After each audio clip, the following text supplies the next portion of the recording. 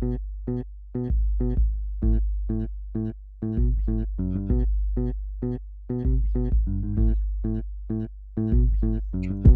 to Grace Talks, produced by Grace Media Productions and hosted by T-Dub Entertainment. Grace Talks is a podcast that informs and inspires to help you grow gracefully. Here you can enjoy great conversations, experience special guests, and encounter grace moments. Tune in now for an all-new episode of Grace Talks.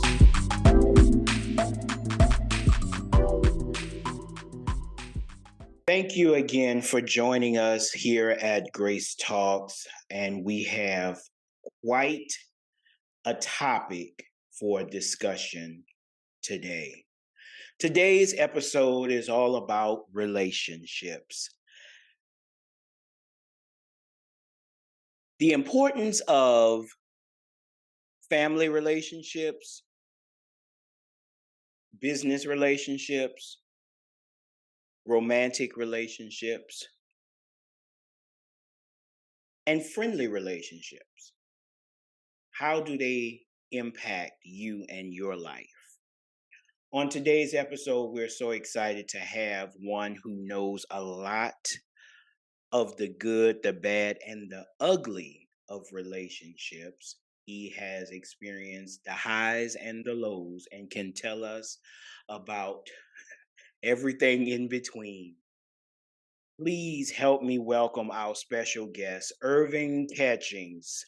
Welcome, Hervin. How are you doing, sir? I am fantastic. Thank you for having me. I'm actually excited to be here tonight. Were you shocked that you're excited? I mean, what's happening here? You know, You're supposed to be excited every time you talk to me. being transparent, I did not do my due diligence of homework because of relationships. And You're starting already. You got to give the people a moment to know you.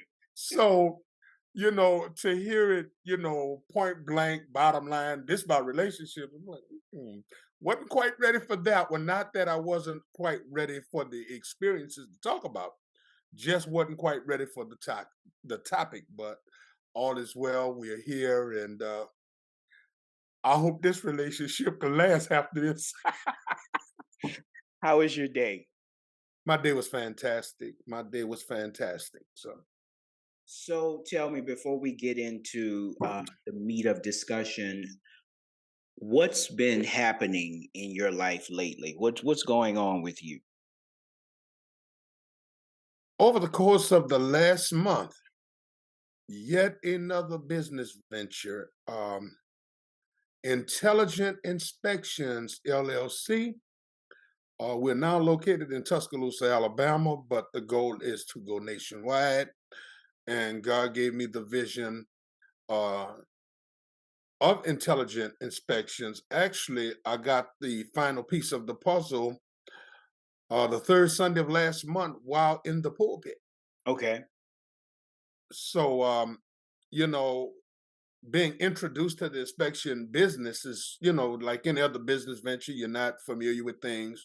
So I did a little research on it. I'm like, maybe, but I needed a name and I needed to make sure that I could stand up to what the name was. So I went in prayer about it.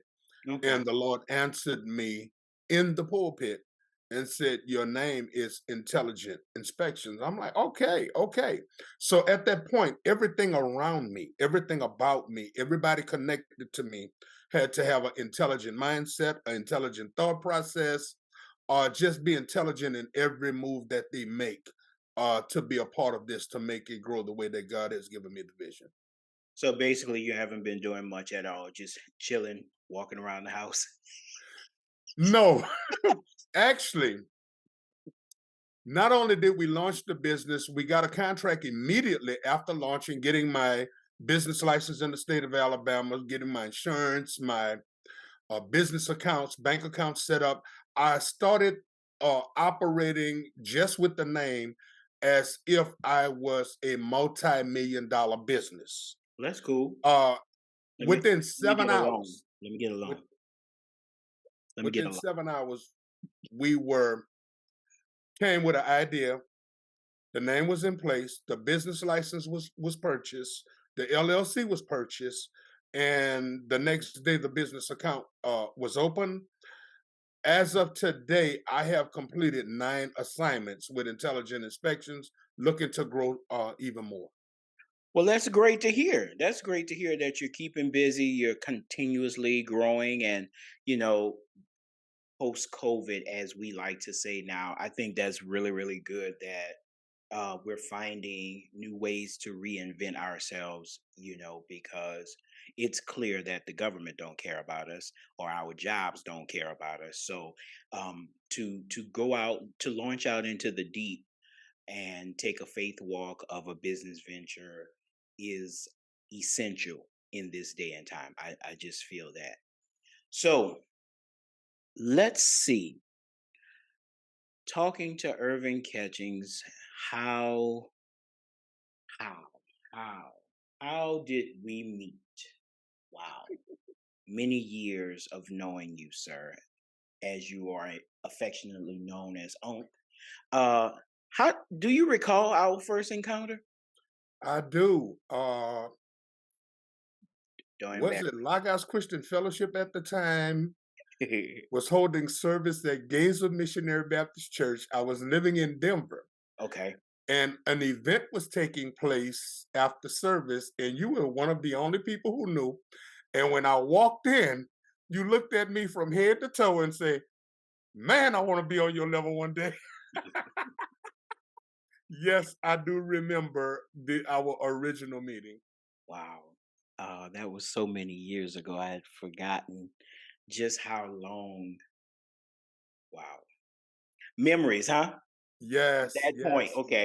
yes, yes. So how are we really connected? How did we connect, or how are we connected, if you would, through this relationship, the brotherly family, from family, extended family, spiritual. How are we connected? How would you say you would describe our connection? Our connection comes in many different assets. The way we were originally connected was through my brother, Dr. Hervin Catchings, who faithfully tells the story.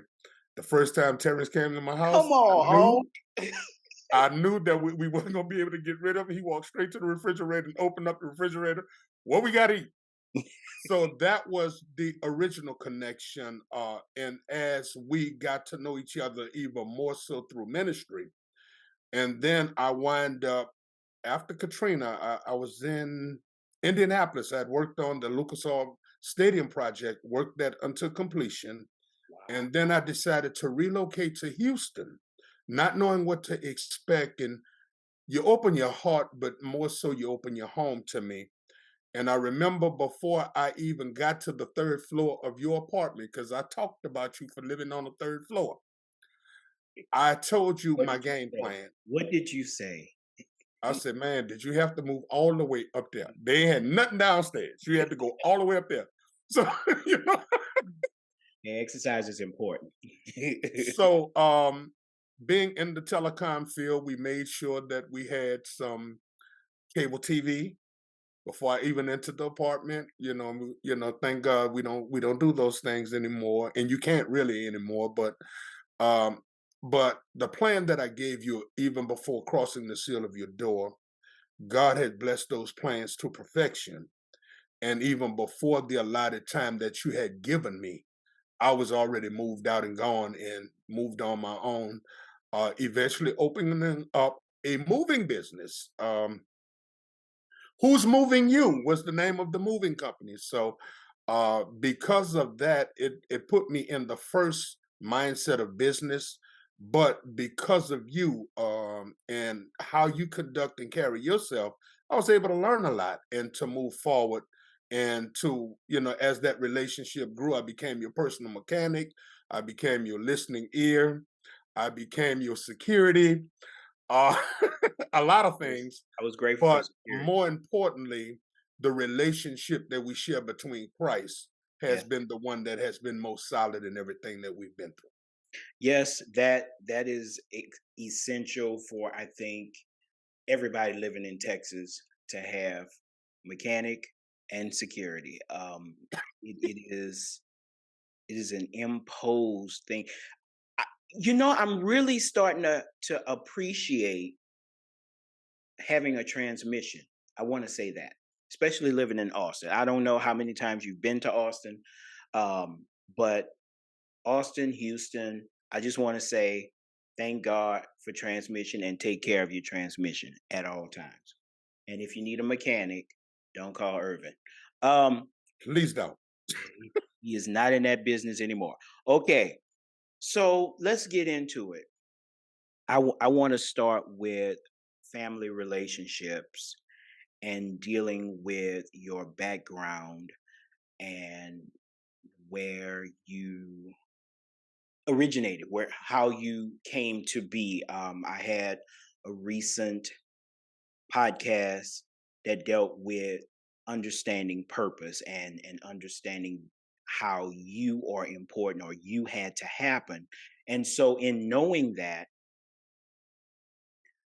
I would like the audience to understand who you are as we go through the walk of relationships of the various levels. Tell me, what was your childhood like? What was school life like? What was the family life, the neighborhood like? If you could kind of give us a visual into the past, a summary, if you will, of what childhood and growing up becoming, being or becoming Irvin Catchings. I'm going to try to keep my eyes from sweating, my eyeballs from sweating. Okay.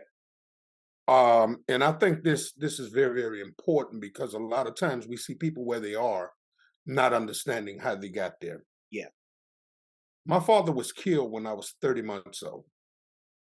Most children, um, and we were separated from my mother. I don't want to get too far into detail with that, but most children, when the household is broken up, winds up with their mother's side of the family. For me and my brother, we wind up with my father's side of the family. Hmm. My paternal grandparents in their mid 50s took us, raised us. Um, I was always taught be better than the clothes you wear.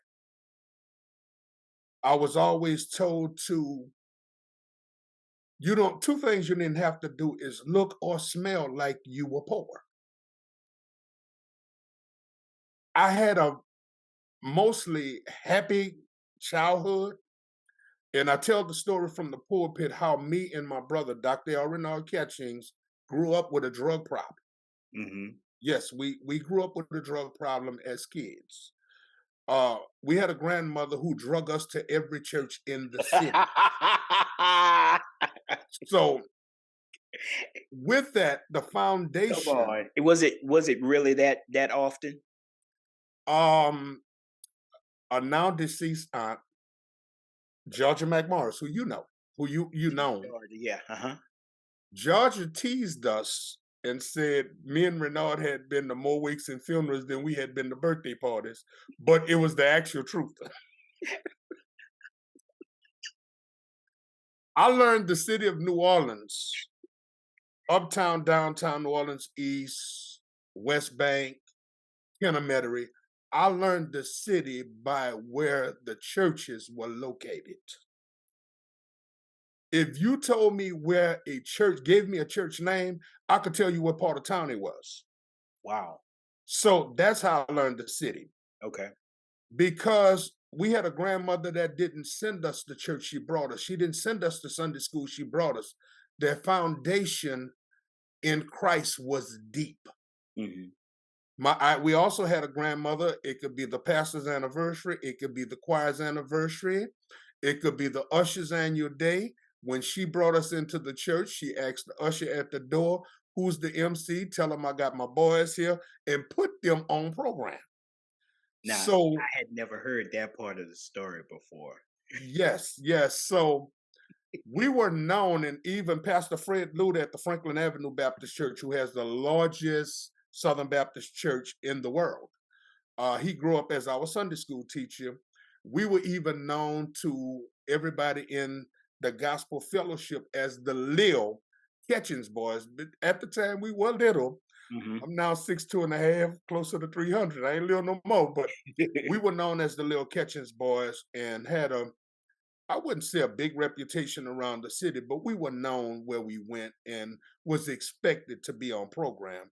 Okay. As we got off into teenage years, I got out of the way of my grandparents' teaching. I got more worldly because I found a way to manipulate the home. Well, My brother, was this sir, around the time? I apologize, but I just wanted to check the timeline. Was this the time of you experiencing football and sports at that time that you're saying that you were wayward, if you will? yes, I utilize sports to get out of going to church. If I got practice, I ain't got to go to church. Okay. I was at that time burnt out and churched out because I was forced into it. It wasn't a great love or desire that I had for the Lord because I really didn't know who the Lord was. I just know I got tired of everywhere I went. I had to sing, I had to pray, I had to have a speech, a poem, or something, and I got tired of that. And Okay. as you get into peer pressure, middle school age, you start to look and start thinking about what everybody else is doing and then trying to get away from, your upbringing. And I went through that part. So football or sports in general Football and was a basketball, favorite thing yes. to do. Sports itself was favorite. Okay. Okay. So besides grandma and church, who did you spend the most time with? It got to a point where my high school years, a cousin that's more of a mother figure to me today, Hmm. and I hope she don't mind me calling her name. You don't have to if you don't Well, feel comfortable. maybe it's important Okay. because maybe she needs to know how important she, and I think she does. But Shonda Hawkins, Okay. she took the role as, even though she was an older cousin, as the big sister because I had no big brother. Hmm. I had nobody to tell me right from wrong. Okay. So she picked up the mantle as best that she could and kind of leaded me and guided me. I remember, think my junior year in high school, and I stopped by her house with my report card, and she asked me for it, and I gave it to her. And her words was, "Son, what do you go to school for? To read the books and read the lunch and eat the books?" And I'm like, "How?" She said, "Because that's what your grades saying. You reading the the lunch and eating the books. So you got to do better." But she was that person, even till this day, who kind of stirred me in the right direction as best that she could. Okay. Okay. Um. So in spending time with the cousin mother figure and grandma and church, you developed a relationship with a deeper relationship with grandma. You developed a deeper relationship with your cousin. Developed a relationship, of course, I'm sure, spending all that time with your brother, um, and then a relationship with the church house or the church houses. Yes. um, I'm still dealing in the adolescent range of time.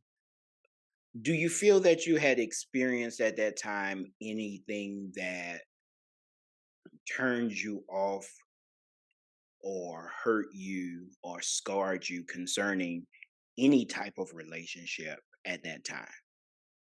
At high school, you liking girls, da da da da, things of that nature. Had anything, I mean, from home to school to the streets, anything hurt you at that time? Let me give this viewing audience a sneak preview. And listening audience. There's a book coming forth that's entitled Rejected from Birth. Okay. Not knowing who my mother was, to a sense of abuse from my grandparents, to being ridiculed in school because I didn't wear the best clothes, because of my last name. The nickname Ketchup came from people mocking me from the last name Catchings. Wow. And it actually turned me to learn how to fight and learn how to fight fast and good. Because when you mocked me, I already felt a sense of rejection, Hmm. worthlessness, to being told by family members your mama left you for a pack of cools. What? It was deep. And to be hearing a lot, you'll never mount up to anything, you'll never be anything. You get to a point in life where you start believing those things. Yeah. So as I got into high school, I could have excelled more had I had a better support system, but I'm not complaining about where God placed me. Hmm. Because as I come to understand who I am today, like the title of your book, it had to happen. So I'm better today because of those experiences. Not to say that the scars still not there, not to say that I still, even at 57 years old, I hurt from childhood things. But I know you want to be at a certain place, but let me move forward to February 2nd of 2020. And I didn't know that day. I wasn't thinking about the day. Me and my mom had rekindled our relationship as mother and son for the umpteenth time. And I was waiting on her to pick me up to go to worship with her that morning. And that morning I got up and I started praying and I said, Lord, the condition, and mind you, at this point, I'm homeless. I wasn't on the street. I wasn't, underneath the bridge, but I did not have my own address. And I went into meditation that morning and the Lord led me to John, the 5th chapter. And right now, today, I've been preaching for 21 and a half years, been ordained for 11. I had never seen this angle taken out on that scripture about the man at the pool of Bethesda. The question was, who dropped him off? Because the Bible never talked about him being born there. Wow. Who dropped him off? Wow. And instantly I related to where in life had I been dropped off. That's deep. And the Lord brought me back to as far as I could remember my early ages in my childhood. And it's like I was sitting in the living room, but I was watching a video of my life. And everything and everybody who had hurt me, the Lord showed it to me. Whoa. And I cried till I could not cry no more. And when I had no more tears to cry, I said, Lord, now what? And the Lord instantly brought me to the 12th verse. And he said, the 12th verse says, go and sin no more unless something worse happens to you. And at that moment, I knew that I was cleansed. And the Spirit revealed to me that every tear that I shed was cleansing. And I had finally in my life dealt with everything of my past. I had faced everything in my past. And my challenge was to go back and to apologize everybody that I could for whom I hurt. And I've done that to the best of my ability. But I'm a different person. And later that day, I found out that it was February 2nd. And then it dawned on me, 2020 forward, 2020 backwards. So that is my complete cleansing date. So from that date, I have been remarried. I'm happy today. Life is a challenge. Like the song says, like a jungle, sometimes it make you wonder how Hmm. you keep from going under. It is a challenge, but in the same token, I'm grateful to God for each and every experience because that has made me who I am today. Well, thank you for sharing that testimony and taking that journey backwards and then forwards for us.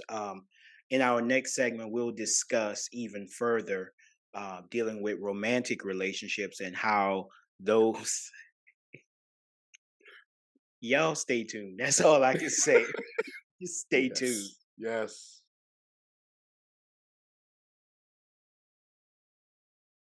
Yes. You have a lot to say. Maybe you've thought, I should start a podcast. Meet Anchor, the easiest way to make a podcast ever. It's a powerful mobile app and web tool that lets you record a podcast anywhere and distribute it everywhere. It's great whether you're a seasoned pro or just starting out. And it's 100% free. You can record your show straight into Anchor on your phone, iPad, or the web, using any mic you want. Record alone or with friends or co-hosts anywhere in the world. You can add background music and transitions, and your listeners can send you voice messages that you can incorporate right into your next episode. If you want to produce your show using another app, you can upload your own audio directly from web or mobile, and still take advantage of Anchor's totally free podcast hosting. Once your podcast is ready to publish, Anchor can automatically distribute it to every major podcast platform. That includes Apple Podcasts, Google Podcasts, and Spotify, so your listeners can hear your show wherever they want. And on the web, you can see detailed analytics about how people are listening. Plus, you'll get a great-looking profile page where anyone can listen to your podcast or subscribe to it. And if you want to ask your audience to support your work, Anchor makes it easy to collect monthly payments from the people who love your podcast and want to see it grow. You really don't need a recording studio, expensive equipment, or a bunch of technical knowledge to deal with a podcast feed. Just get started and join the diverse community of podcasters already on Anchor. We can't wait to hear your podcast.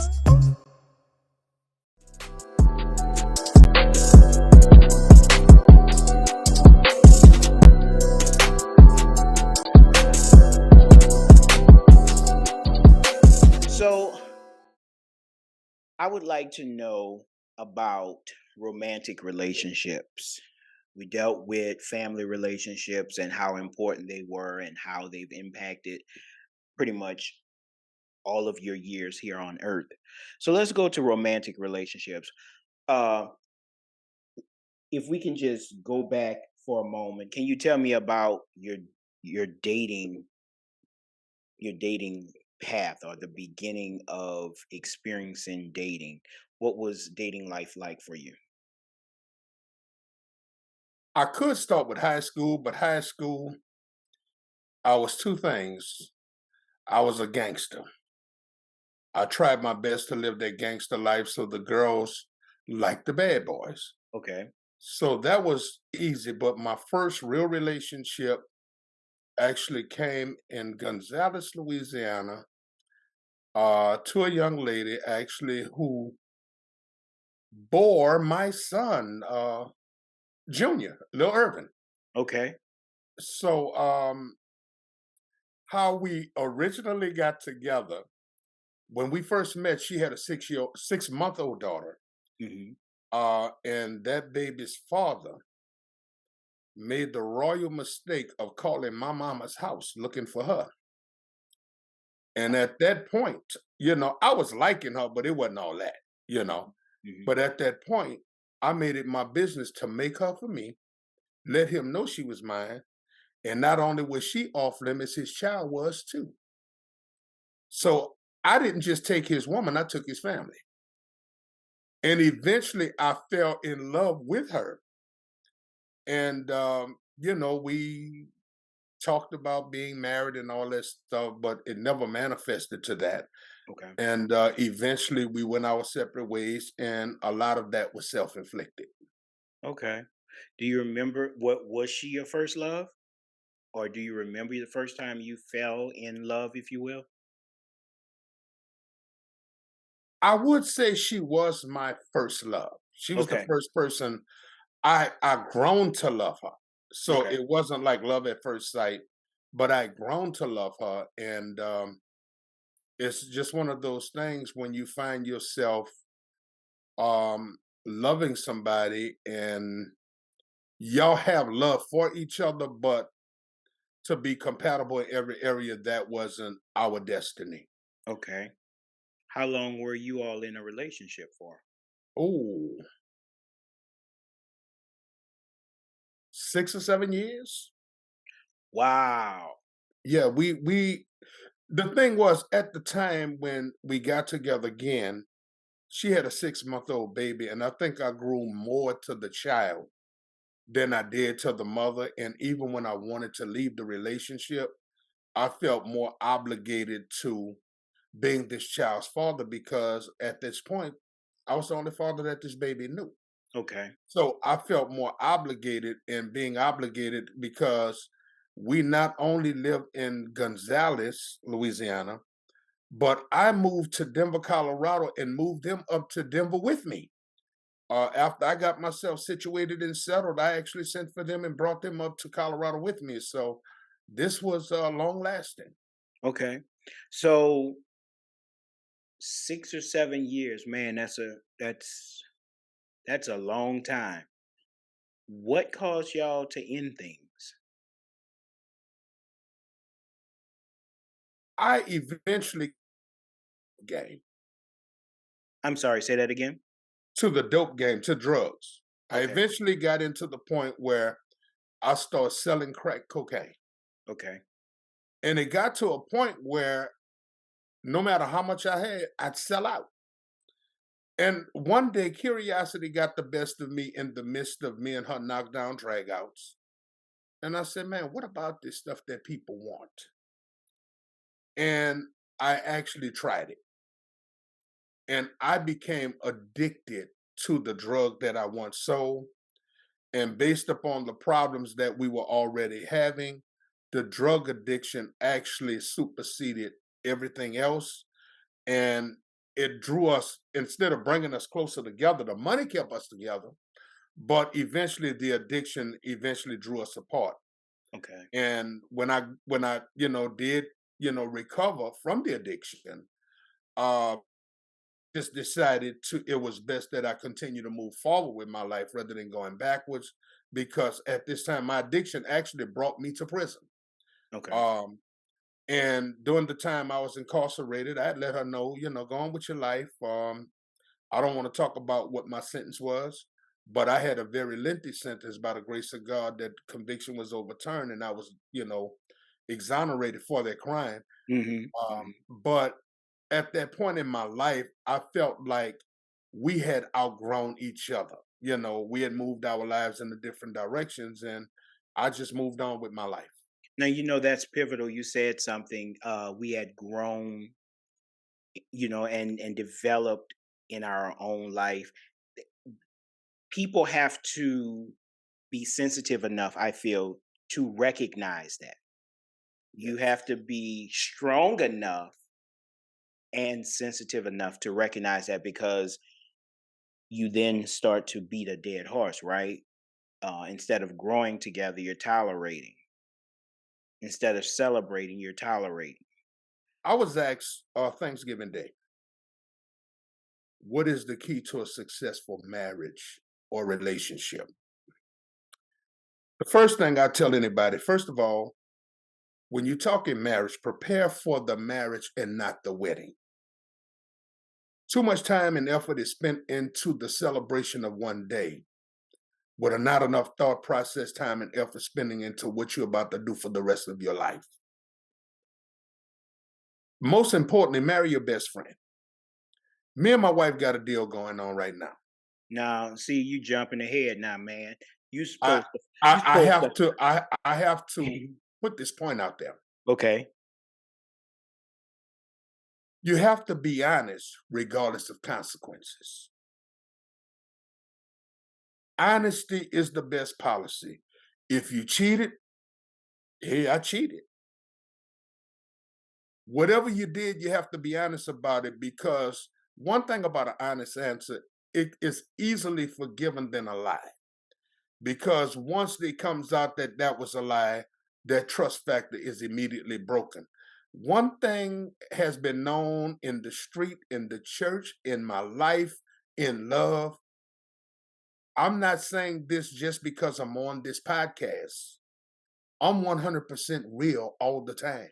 Hmm. It is what it is. Either you like it or you don't, but you know what you're getting. You Well, ain't gonna pull the wrap off me and get something different. I am who I am. I'm gonna amen that point, because Lord, Lord Jesus.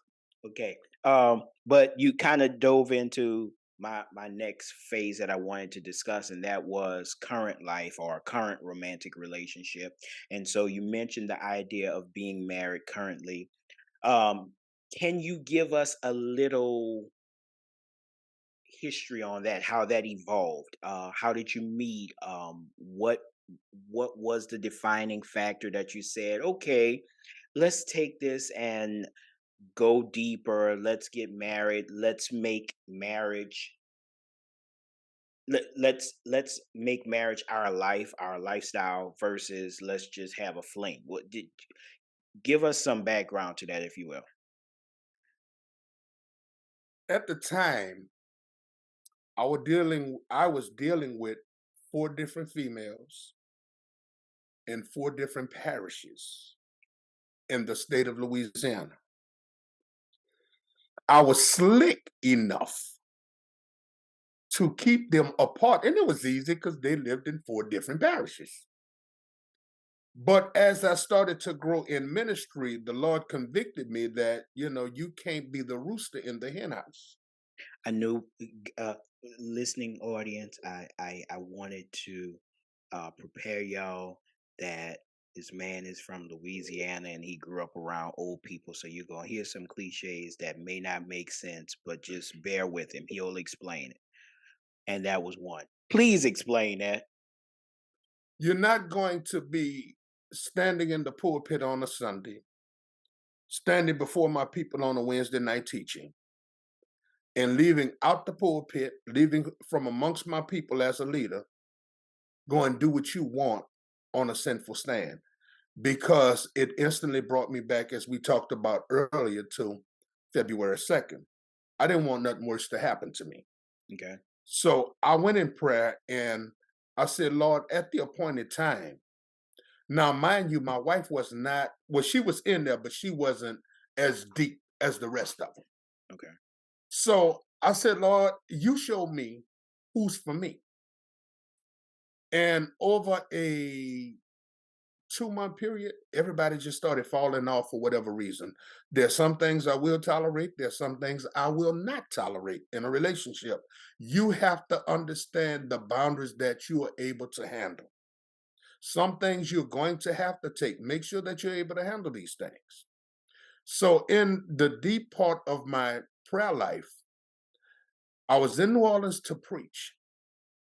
And where I always stay with family members, for whatever reason, there was a very, very uncomfortable feeling for me. And it was like the Lord told me, get out of here. So what I did, I called my grandmother. And well, I'm sorry, I texted her and I said, can I come spend the night? And she texted me back in bold letters, yes.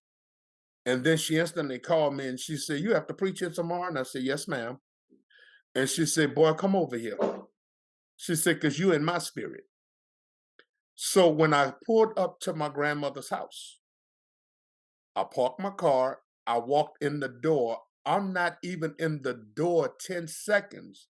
And there's a knock on the door. So I'm instantly startled how somebody walked right behind me and I didn't see him. Whoa.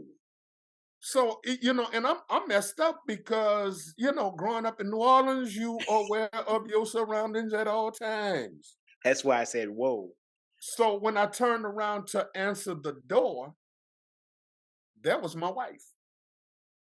So I wouldn't say excitement, but I don't know what I did to knock the curtain right down off my grandmother's door. And of course, she clowning me now. They got a young lady there. She trying to make me look bad. Boy, get your stupid, silly self out the way. You done broke my stuff. And the young lady instantly said, hey, I have a 17-year-old son in the car. He'll come and fix it. I'm like, nah, man, I got this. I got this. I got this. She was there to pick up a package. Okay. She had never, ever, ever been to my grandmother's house, even though her sister lived 4 doors down and had been living there for the last 20 plus years.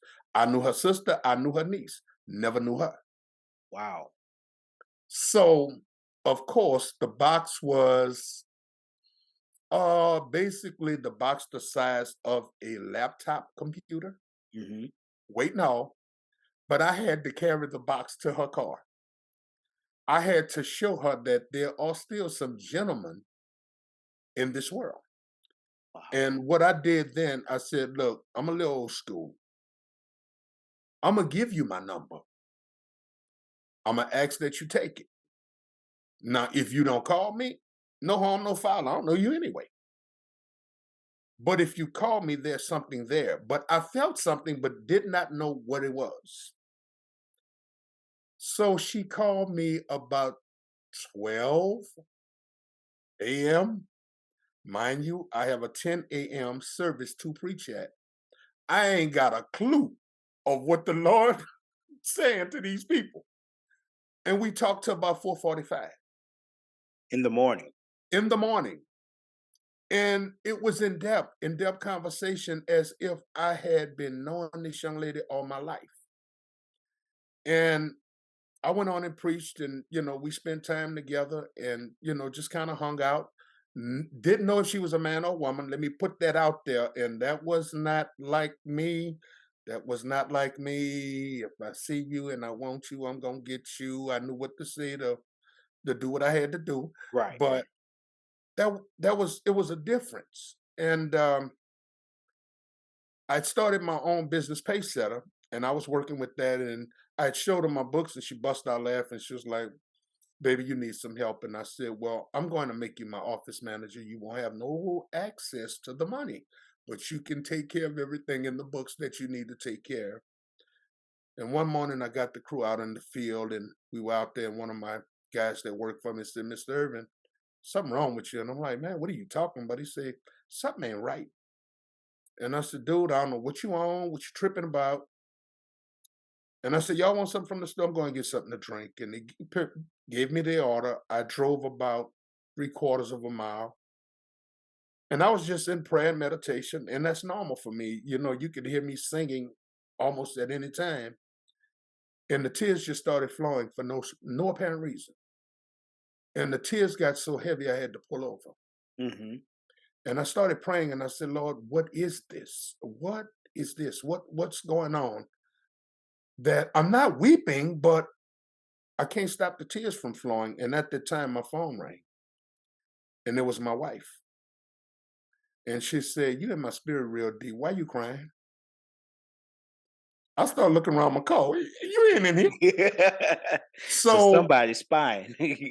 I'm like, "I'm all right." And she was like, "No, you're not." And I said, "You know what? I hope I don't regret these words." And I didn't know what I was going to say. I really didn't. And I opened my mouth, and the words just poured out. I said, "I don't want to spend another day of my life without you." And she said, "I'll accept that under one condition." I said, "What's the condition?" She said, "You show up at my house and tell me face to face." I Okay. shut the job down early. I went to Kay's Jewelers,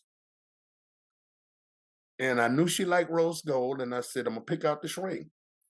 And I said, "Lord, I shouldn't be putting this kind of boundary on you." I said, "But if this ring does not take much for sizing and she likes it, she the one." So I went to her home, and we talked, and we cried, and we talked, and we cried. And I said, "I ain't getting down on my knees because I might not be able to get up. I'm old now." And I gave her the empty box. And she looked at it like, "And what this supposed to mean?" And I said, "Well, you're looking at that, and you should be looking at this." And she said, "Well, put it on my finger." And the ring fit perfectly. And at that moment, I just like, "All right, you the one." So lo and behold, I think we are 19 months in now of being married. Mhm. And her favorite pastime of telling the story how we got married. We showed up at a church one Sunday, and she had no earthly idea because she carried one of them big old suitcases, Brahmin purses, them $1,100 purses. So you could actually put people in her purses she won't even know. So I had we got the marriage license, just knowing that it was going to happen. I knew all of her information, and I just dropped the marriage license in her purse on the way to church that Sunday, not knowing what was going to happen. Mhm. And the pastor called me up to do the closing remarks and the benediction, and he made a joke. He said, "Yeah, y'all, Elder Catchings, he in here with his fiance. I heard they getting married. Maybe he gonna tell us when the date is. Come on, Elder." And I got up and I said, "Well, since you won't put me on the spot, we're gonna get married right now." So her favorite line is, My husband got up to do the benediction. 13 minutes later, I was Mrs. Catchings. So we got married, and when we talk about weddings, we had a church full of folk, and they had to feed none of them. So Now that's okay. I'm gonna see if that still works and if the Lord see fit in my life. so That's an amazing story to share. That's a real live love story. Let me ask you a question. Between the how you met and the how you got married, what would you say about this woman, this relationship have you learned from marriage? Proverbs tells us, 18th chapter, tells us the power of life and death lies within the tongue. I used to say this, I don't say it no more though. I promise you I don't say it no more. My wife was the female, well, should I say, is the female version of me. And that was very, very scary for me. Even though we were compatible in a lot of ways, we just clicked on all cylinders. We just clicked. I remember when we first met, I had spent a few days with her, and I was like, I got to go home. I live in Lafayette. I got to go home. And she was like, what for? And I was like, I got to, first of all, change clothes. I ain't going to keep on washing the same stuff and putting the same stuff on. And her words to me was, don't leave yet. Be here when I get off work. And she left work early and went to Dillard's and bought me not a pair of pants, but an entire wardrobe. When she put the effort to let me know that I was wanted, it brought me back to my life being rejected by, from birth. Here, I'm finally accepted. Somebody who's accepted me through addiction, through a bad marriage, through prison. She didn't care about any of that. Mm-hmm. Her thing was, I see something in you and I can make you better. And if you allow me to help you, I will. And that part where iron sharpen iron, beware of the sparks. I found something out in being married, dealing with my wife before, during, and even presently. I understand I have a rose. But in order to pick the rose, you have to be cautious of the thorns. You will get stuck. But can you get past the pain to enjoy that rose? Can you give that to me one more time? You will get stuck. Anytime you start to pick roses, the thorns, because there are a whole lot more thorns than there are roses. So when you pick the rose, you will get stuck. But can you get past the pain to enjoy the rose? I think that's a good pausing spot because that's something to think about. We'll be right back with more of Grace Talks.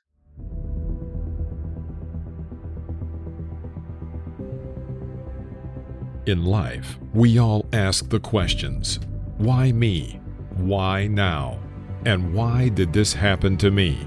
But if we are honest with ourselves, as we keep living, we realize it had to happen. Why? Fate, purpose, destiny. In the long-anticipated release from G4 Life Publishing Company, author Terrence Williams takes us on a journey of some of life's lessons he has learned. On this journey, we find lessons which include makeover, it wasn't all her fault, legacy, and moving forward backwards. He encourages the reader to embrace the reality we all must face at some point in life, that whether you believe it or not, it had to happen.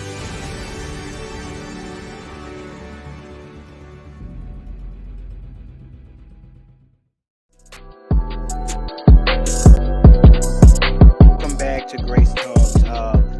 Let me make this turn in the conversation as we continue talking about various types of relationships and the relevancy to life that those relationships serve. Let's take a turn to business. So, how long would you say that you've been in the workforce or the business force of life? Just a general number. Can you guesstimate that? There's a reason for me asking. Okay. I took my first job at 14 and a half years old. I've been working ever since. On Saturday, last Saturday, December 3rd, I celebrated 25 years in the telecommunications industry. Okay. So Okay. So, with that being said, the number of years, the 20 plus, 25 plus of telecom, 20 plus of telecom, and then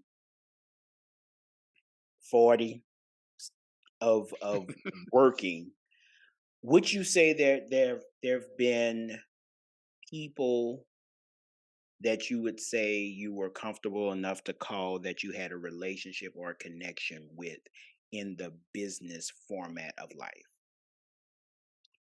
fortunately for me, I've always been visualized as a leader, Okay. and I've always been called upon for expertise in various areas.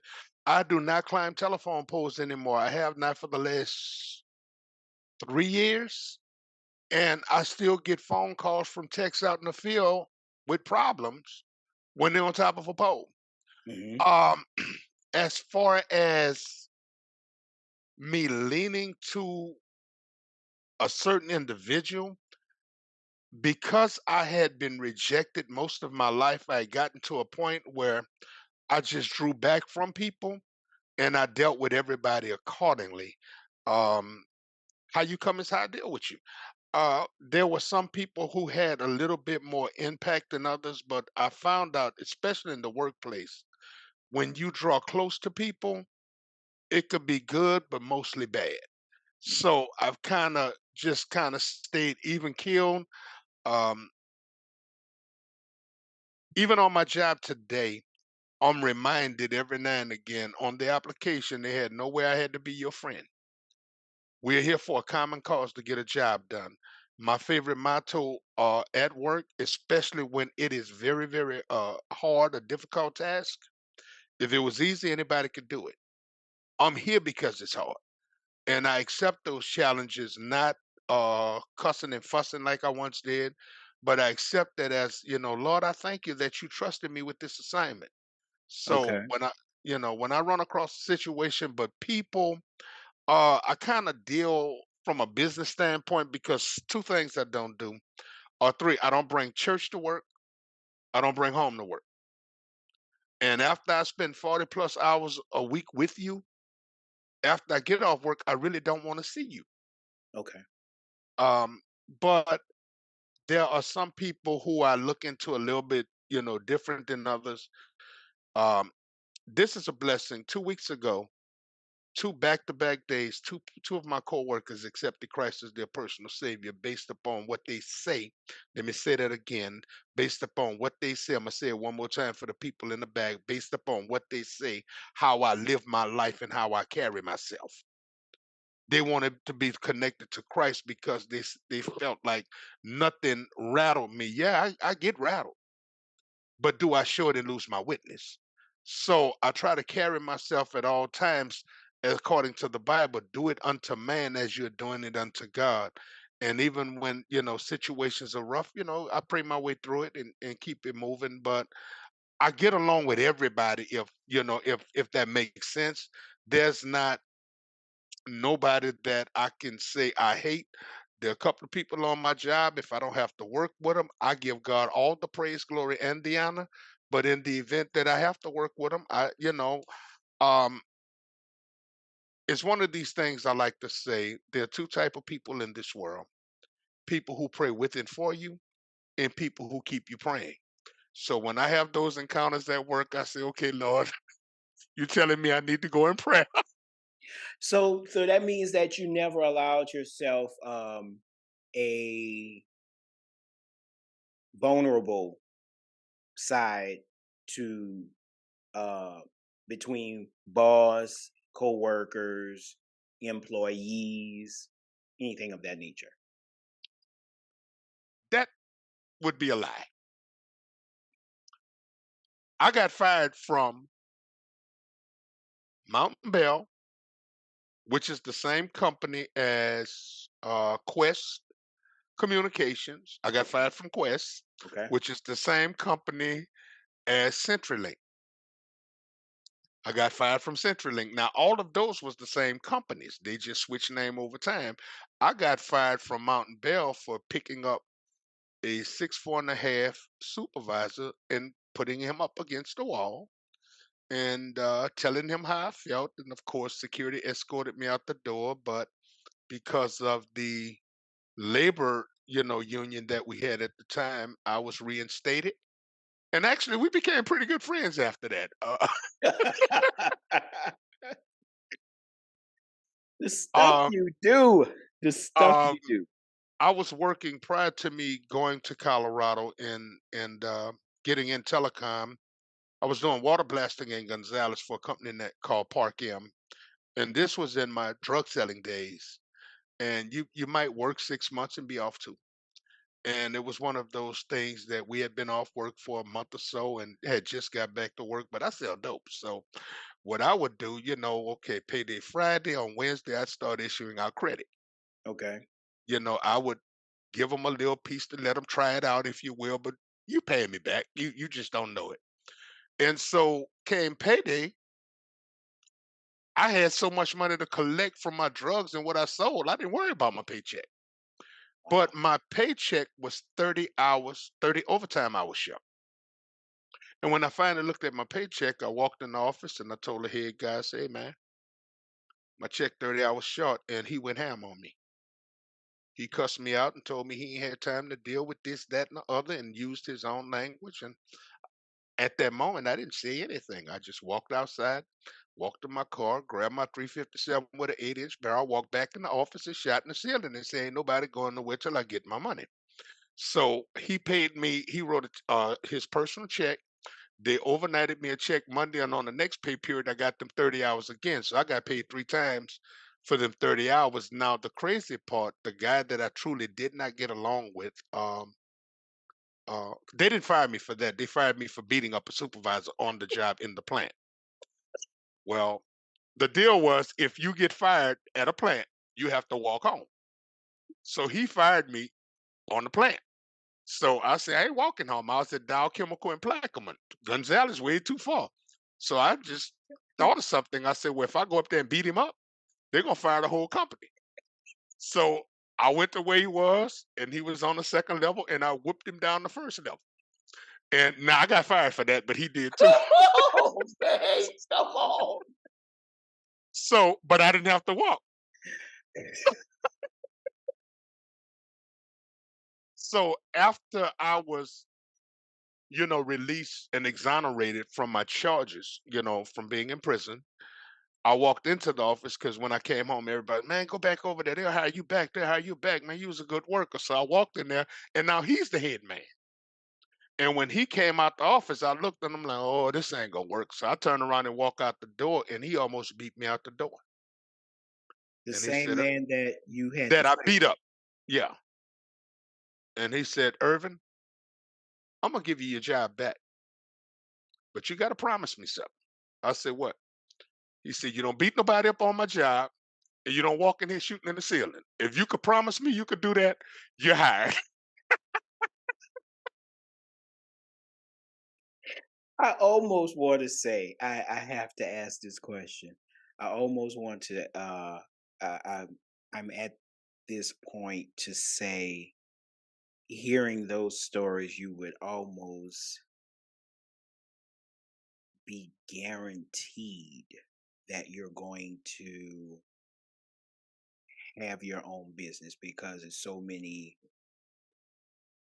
Um, what I don't know if that is or if that was one of, but would you say you have a defining moment to why you chose to go into business on your own, whether Actually, it's the previous business or the current business? Actually, I was forced into going into business of my own. Okay. How When do you? I was fired from the phone company, but I did know about contracting as a telephone contractor. I didn't know about it, but I wanted the stability. But once I got fired, that ended that stability. But then every contract company that was tied to the company in Colorado wanted me all over the country. And as you know, I spent several years of traveling all over the country, projects 3 to 6 months at a time over the road, where basically my car was my home. I slept in a hotel every night, but as far as having a home base to say, hey, this is home, I didn't have that because I went from one project to the next. So um, even prior to that, going into business of who's moving you, uh, being I wouldn't say a victim, being a survivor of Katrina and coming into Houston, there was just opportunities. And I started hustling at U-Haul. And what I mean by that, I would actually go to the nearest U-Haul store, and I didn't do anything wrong. I went to the management Hmm. and I said, hey, I got a job, but it ain't the job that I really want. And do you mind if I just ask the people who rent trucks, can I help them load and unload their furniture? And the question came one day, a guy walked in, and then I said, excuse me, sir, can I ask you a question? He said, I don't have no money. I said, I'm not asking you for no money.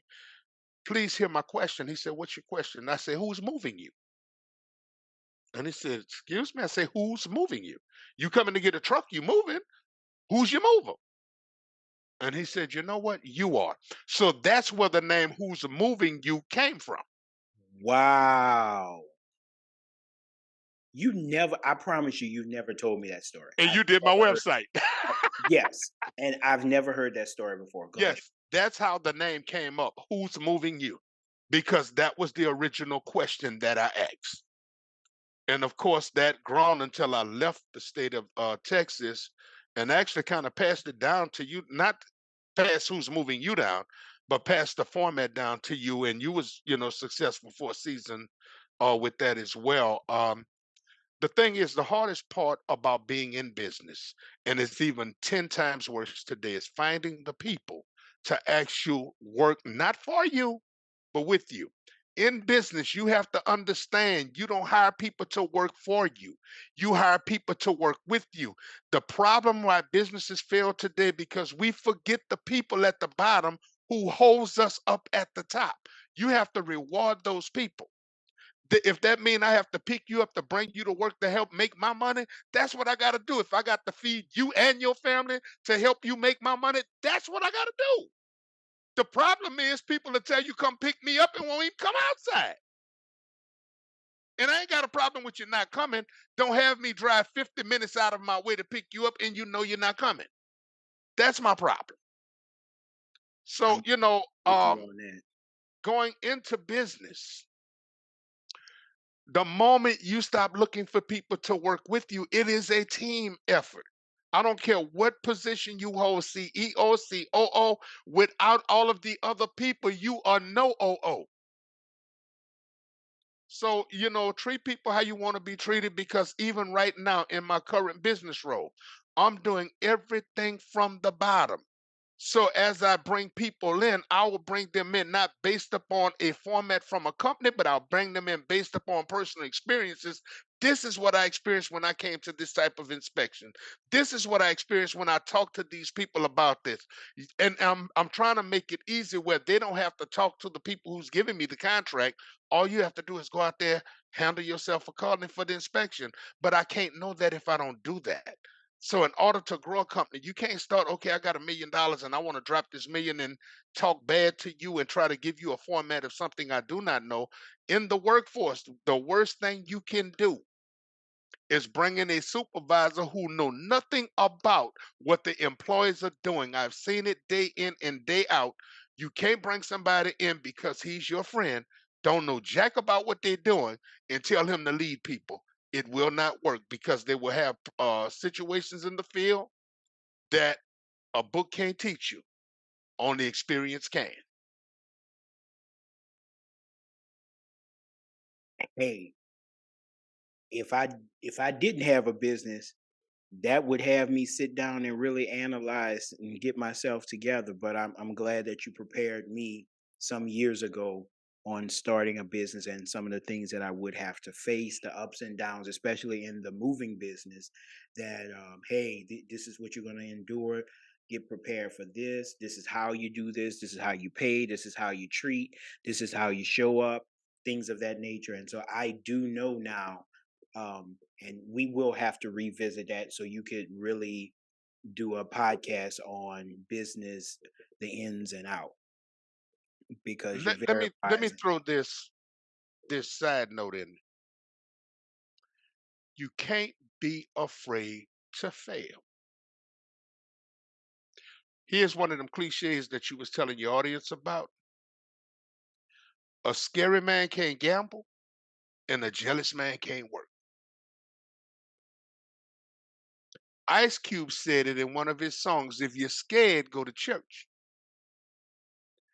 If you are not willing to take a chance on you, how can you expect somebody else to?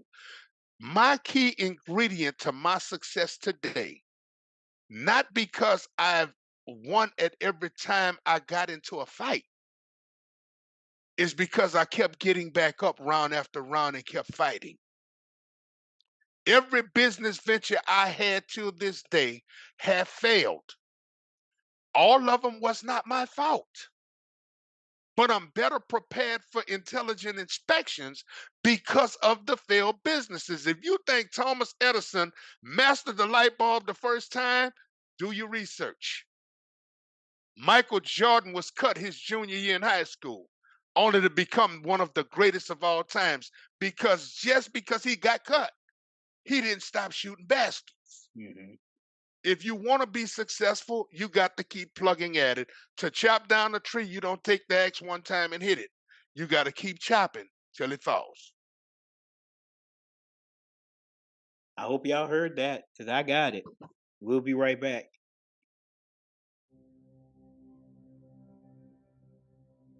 To someone who's making fast money and seeing all of this money, I was just like, yeah, that the $200-300, that's not gonna cut it. I have to make more. When I created it, it was just like I said, I used to call myself King Cashmere. And when it came to creations, I just thought I wanted it all to align. But I needed him so much to the point where I didn't know how to love myself if he wasn't around. Anything. I understand you have a child, and I will never make you feel bad for providing for your child. And I just bawled in tears, like, Pretty much. oh my God. I started reading. I got engulfed in so much Bob Proctor material. He was a virtual mentor, but he taught me so much about who I am. I am God manifested in human form.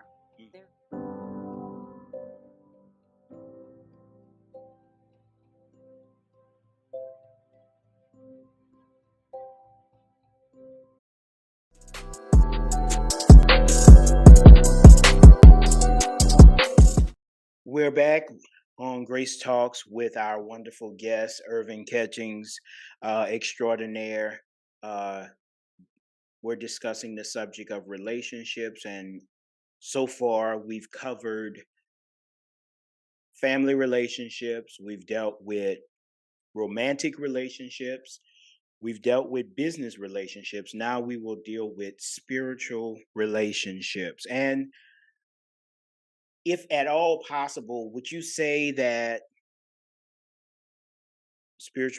you've had a spiritual relationship for quite some time? Would you say that would have something to do with your family relationship with your grandmother creating that, or was it someone else?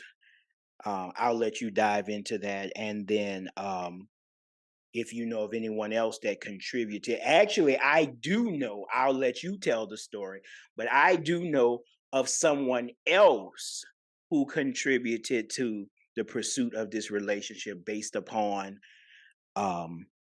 your activity in church. So I'll let you have the floor. Please share. Please share. Well, I was privy to a conversation with you in the past where you talked about the importance of music in your love or your passion with your spiritual relationship, and due to that, she was excellence of music. We're talking about the late and the great Geraldine Washington. I'm gonna call her a goat. I'm gonna call her a goat.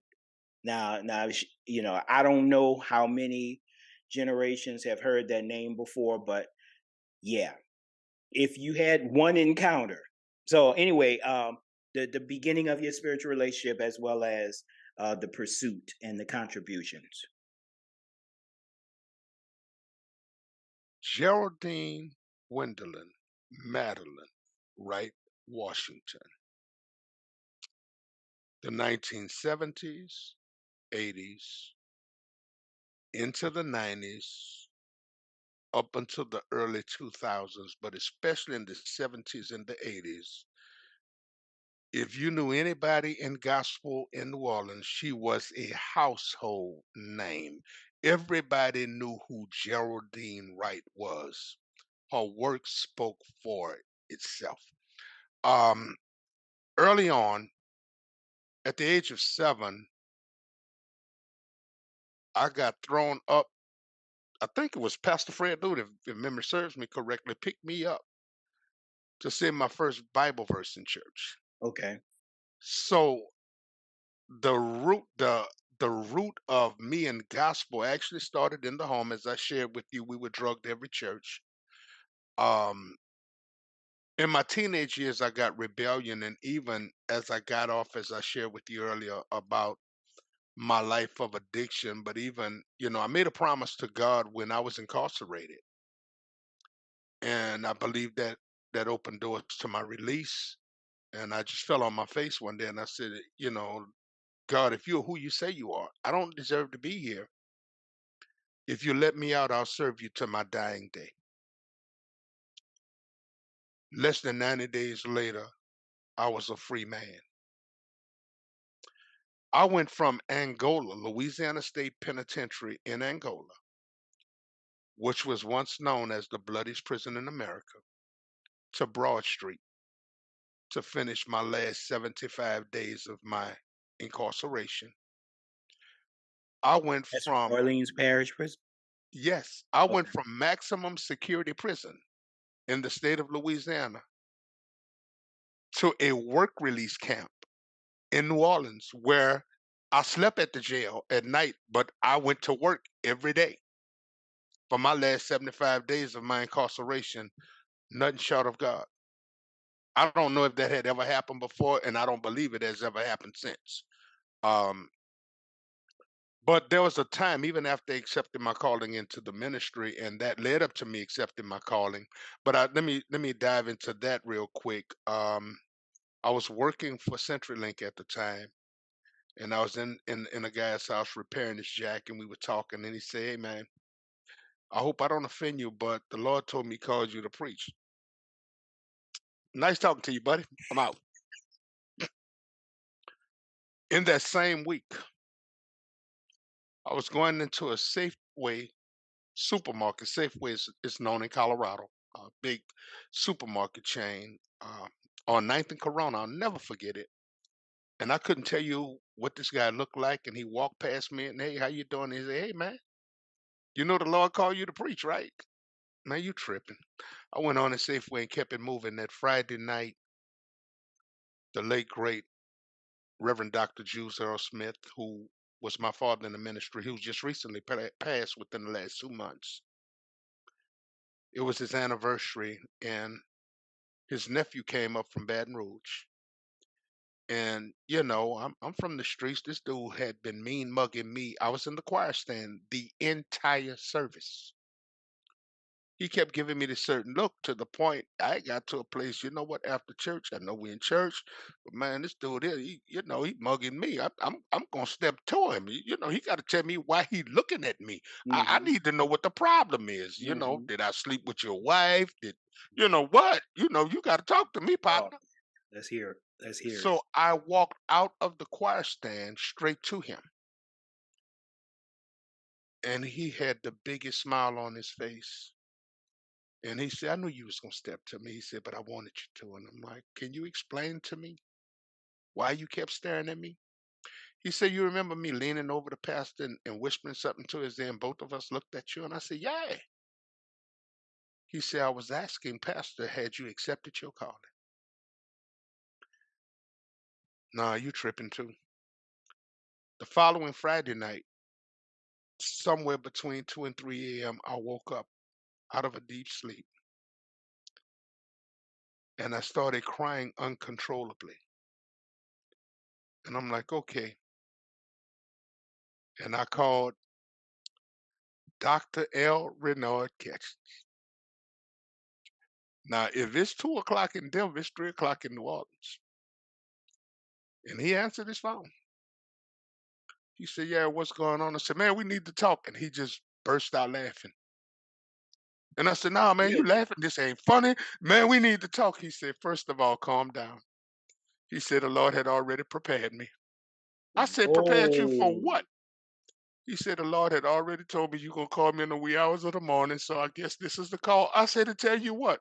He said, first of all, calm down. Do not call your pastor right now. Call your pastor Monday. Set up a meeting with him one-on-one and tell him the Lord has called you to preach. Wow. So after I got off the phone with my brother, I sat on the side of the bed.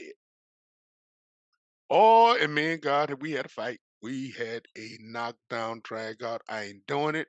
I know you got me out of jail. I told you I would serve you. I cut the church grass. I shoveled the church snow. I sang in the choir. I helped the elderly. I volunteer. I ain't preaching. Well, 21 and a half years later, we found out who won that fight. Yeah. And when I did call a meeting with my pastor, I walked into his office and I sat down and I just started crying. And he was like, okay, you done? And I'm like, you don't even know what's going on. He said, boy, you're the only one in the entire church that don't know you've been called to preach. But I guess you know now. And one Wednesday night doing Bible study, my feet left me. Well, I say I just stood up and I'm like, wait, what am I doing?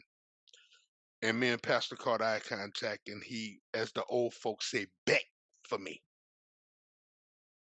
And when I walked up, he said, Brother Catchings got something he want to say to y'all. We've met. And at the time, I didn't know what the scripture was, but I know where it is now. Mm-hmm. Romans 1 and 16. As much as in me, I want to preach the gospel of Jesus Christ into you. And I didn't know those words was coming out of my mouth. And the title of my very first sermon was Have Some. No, thank you. Come from Matthew 4, 1 through 10. The story when Jesus was tempted by the devil. You know, every time the devil said have some, Jesus told him, no, thank you. And in a nice way of term. And I have had some very unique titles of preaching. The Lord has blessed me with Fix My Plate title sermon. It will come out in the wash, to name a few. And some of them I'd have to go back and kind of remember. Every now and again the Lord will bring things to my memory about certain titles that he's given me to catch the crowd's attention. But the bottom line was, even though I had been church hurt, I quit the church, I quit going to church. I didn't quit my relationship with God. But let me share this with you. People will hurt you. It ain't a if it's going to happen, it's a when it's going to happen. Are you resilient enough to bounce back? Because all that we go through in this life has no comparison to Jesus being up on Calvary's cross with nails in his hand, nails in his feet, pierced in his side. That has no comparison. And as Paul said to the church in Rome, I reckon For some of you young folks, y'all may not know what that means. Google it, I reckon. I have taken the time to ponder.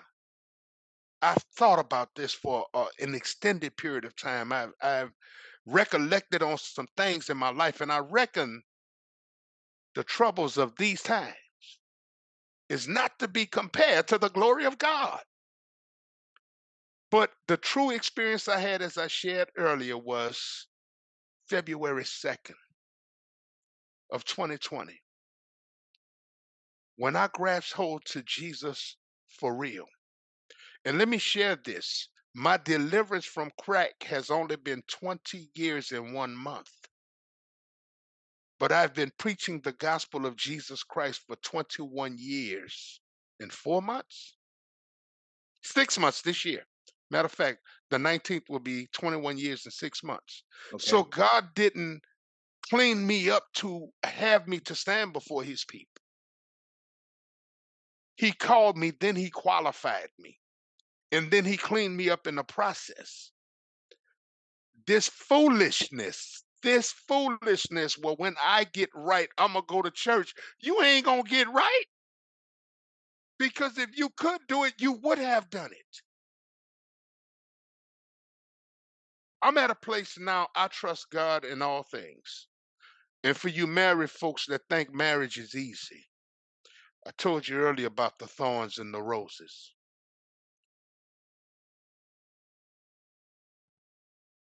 On July 17th of last year, I had the privilege of preaching my daughter's funeral. And to walk out of the pulpit and to sit next to my wife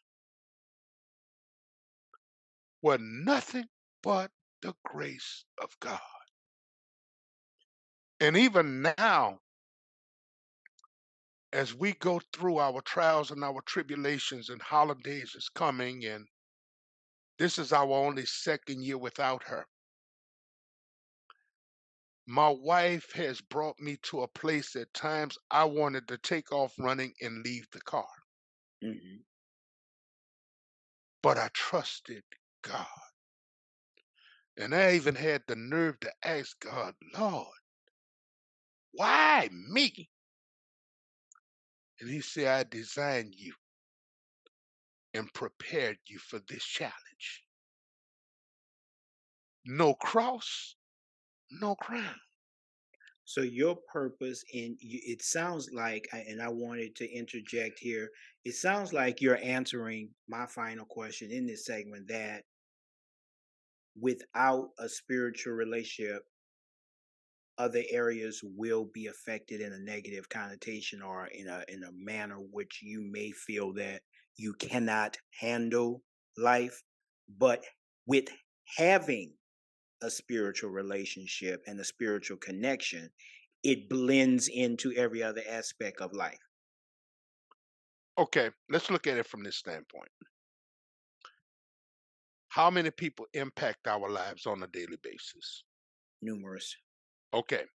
And we need all of those people to impact our lives for whatever roles that they play. Yes. Okay. We need the people in finance to be able to impact our lives from a financial standpoint. We need the people at work to be able to influence us to get our job done, to meet the daily tasks Right. of the project at hand. We need our family to be on the same page to impact us for the love that we need for family. And for me, I need my wife to impact me in a certain way so I can feel like I'm a husband. With that relationship with Christ, he fulfills all of those needs. Now, I was once told that I was no good, I was this, that, and I was the other. And I may have been, but I was preaching. As I am right now, I'm heavily involved into my church. Mm-hmm. And what I shared with the person, if I'm all of this without Christ, with Christ, if I'm all of this with Christ, what would I be without him? Understood. So Understood. when we include Christ first, and let me touch something real quick. Thank you, Lord. Matthew 6:33. Seek ye first. I'm going to stop right there. I'm going to stop right there. He didn't say you couldn't have second, third, fourth, and fifth. He says seek him first. If you put God first, everything else is going to manifest. So his relationship is the most important relationship. Most important. I know the Lord. I know Shaquille O'Neal. But do Shaquille know me? So, in a general sense of anybody, are you saying that effective relationships of family, business, romantic depends on spiritual? Whoa, great question. Let me put it to you like this. Thanksgiving Day, I went to spend some time with some family. I had not been around them unless it was a funeral in 30 years. But being who I am as a representative of Christ, I had to pray before I went around them, so the Lord could show me how to prepare, how to open my mind, my heart to deal with them. Let's bring it back closer. I live in Tuscaloosa, Alabama. To go to New Orleans to go around family that I grew up with and we still cool, I have to pray when I leave home. Lord, prepare me for what I'm about to walk into. Prepare me for them. Prepare them for me. When I go to work, I have to pray, Lord, I'm going to work today. I'm not feeling my best. I don't know the crew that I'm working with, but prepare them for me. Prepare me for them. I have to pray before I go everywhere. When my wife says some things to me, I have to pray before I respond. It may not be what I say, but maybe how I said that can dictate the whole circumstance and situation.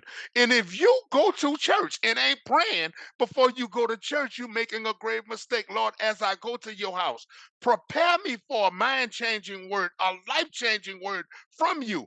The preacher may not say it the way I want him to say it, but let his words speak to my spirit. Let the choir sing a song that's going to stir up the gift in me.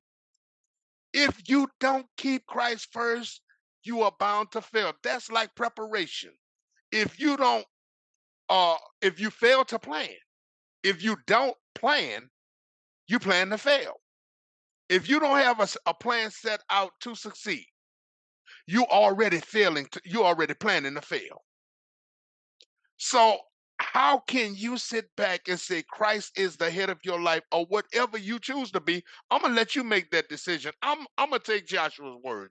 You choose ye this day whom you gonna serve. Now I'm making my choice. Why do I serve Jesus Christ? I'm glad you asked. Because when I was in Louisiana State Penitentiary and called upon the name of Jesus, he answered me. I ain't talking about what grandmama brought me to church and made me stand up in front of all of them people. I'm not talking about somebody else's religion. I'm not talking about Geraldine Wright and the solos that she taught me to sing and made me sing in the choir. I'm talking about the personal encounter with Christ for myself. That's why I teach and preach Jesus today, because every single time I call upon the name of the Christ, he saves me. It may not be the way I like it, may not be the way I want it, but the end result, I'm saved. Wow. I think that's well said. I feel as I wrote in my book, It Had to Happen, and talked about my relationships, I realized that every relationship, successful or failed, had a lesson for me to learn. Whether that lesson was about other people or about myself, each relationship provided me a lesson that enhanced me for my future. If we're not able to sit back and evaluate when something ends, or is troubled, as you just said, the praying before work relationship, going home to your spouse, or even going to church, if we're not willing to evaluate that, then there's something really wrong with us, wouldn't you say? Um, you can't grow without evaluation. And for a long time in my life, I just ran with whatever, however. And then one day I realized that I was on a merry-go-round. It go round and round, but you ain't going nowhere. You still in that same spot. You gonna turn around, see the same people standing there waving at you, hey, and you can't wait till you get around to the same, hey. Yeah. So it's like a hamster on a wheel. A hamster moves 100 miles an hour, ain't going nowhere until you start to evaluate yourself. And a hamster is a great place to start. When are you going to get off the wheel? For me, what had to happen for me, regardless of how terrible a situation was, I had to go in my bathroom, clean my mirror, make sure it was crystal clear that I could see me, take everybody else out of the equation, and ask the question, what part did I play? Yes, sir. And when I started realizing the parts that I played could have changed the outcome of the event, I started changing my role. I'm sure I I did. heard a song way back in the day, Are You Ready to Change? Think about that. Well, I have to say, this has been absolutely amazing to experience the conversation of relationships and the relevancy of those relationships with you, sir. Hervin Catchings, you have gone above and beyond in this conversation. Um, just in case someone wants to continue to listen, follow you, hear your voice, even connect with you, reach out, email, whatever. How can someone catch up with Hervin Catchings? um, my email is hcatchings, and that's like catching a ball, CATCHINGS at intelinspect.com. Again, that is hcatchings at intelinspect.com. Or you can reach me by Facebook, Hervin Catchings. The H is pronounced silent, so it is HERV as in Victor IN, last name Catchings Okay. at on Facebook. Okay. Well, I really do thank you and appreciate you for taking out this time of your busy schedule because you mentioned quite a few irons. So Yes. I'm just grateful that we were able to share this time together. At the end of every episode, I have built with my following something known as the grace moment. This is usually the moment where either myself or our special guest will take a moment to share an inspirational thought of the day, a song, a cliche, a mantra that they follow, a provoking to action, whatever your final words may be, something where you from the heart share with our audience. And it doesn't have to be all that long because we have come to the end of the episode, but just something from the heart that we can take as a nugget and take through life. The floor is yours, sir. And again, I thank you. Um, First of all, let me thank you for this privilege and this opportunity to be a part on tonight. That God had, touched your heart to ask me to be a part. I'm gratefully appreciative uh, to be able to share my life story in the form of relationships.